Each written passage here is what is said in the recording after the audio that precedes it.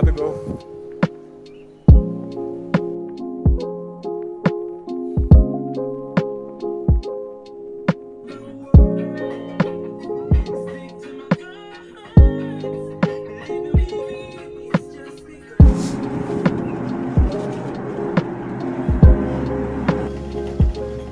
Set up a commission of inquiry.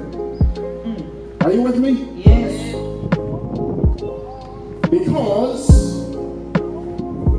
God knows everything. Yes. Amen. So he did not have to investigate. Let me give you a definition, a working definition of omniscience.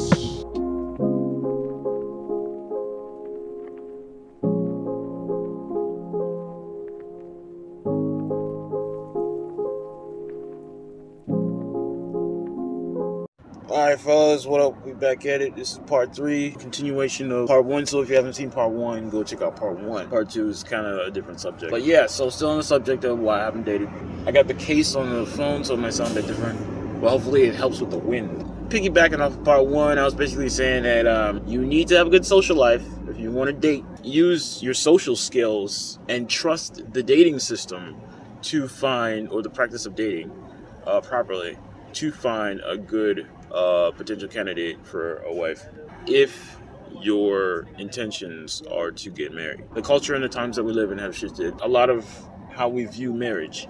And when you're just a person in the world and you're trying to figure out the meaning of life, you look at culture. Culture becomes your god or your mentor or whatever to figuring out what to do with your life. And so if you're out here trying to find a wife because, I was about to say nature calls, that's not it. Because you're instinctively a man, or a male, I should say, and you're looking for a female to duplicate with, to multiply, there's ways you go about that so that it, builds you as a person, and instead of, creating chaos, because you can also create chaos as you do that with a bunch of baby mamas and a bunch of neglect, basically future.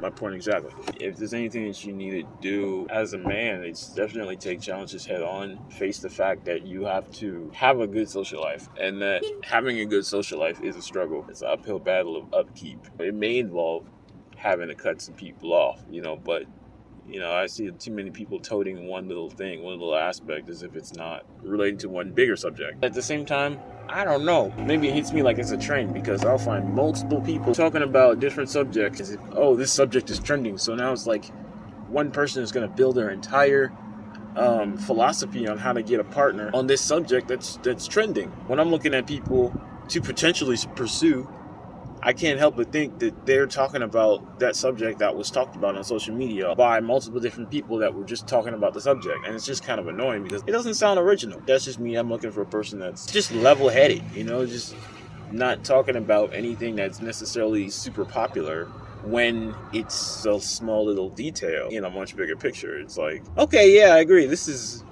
definitely good. Communication is great. You definitely need communication. Yeah, okay.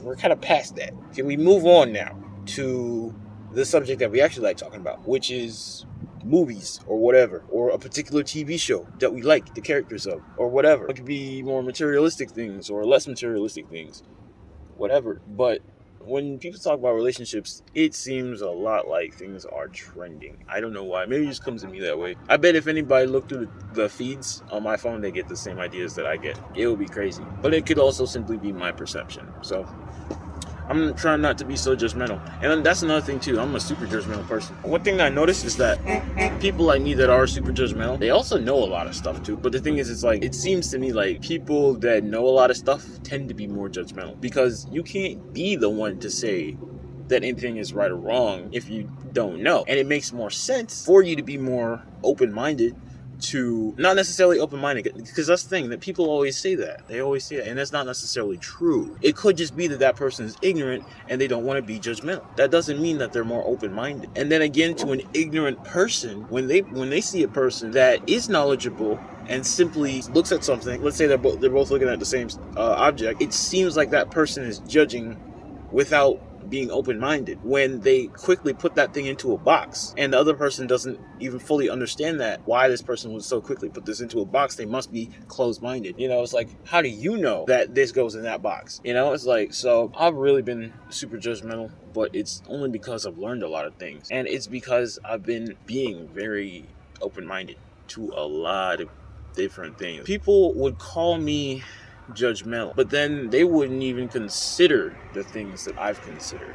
So, it's like, what's going on, fellas? So that actually is the segue into the part that I said that I would talk about that later. I was just making those essential 4 points. You need to have a social life. This is all based on, marriage. Because like I said, for me, I want to get married. I'm a virgin, and I want to get married, and I want to marry a virgin. And I've never dated. For the past 10 years, which is about the time that I could have started dating, never been on one date, but yet I want to get married. And though I've never dated, I've been paying attention to certain things. But it's probably only recently, probably within the last 2 or 3 years, that I've really been honing in on what's the situation. Why? Because I want to get married. I always wanted to get married at like 26, 27, 28, something like that. I had that plan, but that was it. There was no dating. It was kind of more so like, oh, I'm just gonna get some money. I'm gonna pick out a girl and then say marry me or something like that. I don't know. It was really vague. So the past few years have been more so just trying to figure out like what is going on. And again, like I said, I was put off by things that I had seen. It was very discouraging. But regardless of that, it doesn't matter how discouraging things are. You can always take things on. And that's really the whole takeaway from this series, is more so that, whatever is going on, you can take it on. It's good stuff, man. It's good stuff. It's all good stuff. Hey, man, you know what I'm saying? I'm going to switch it up now. I'm going to go to the next video. And then we're going to talk about what my expectations were and what I wanted to do and what I'm looking for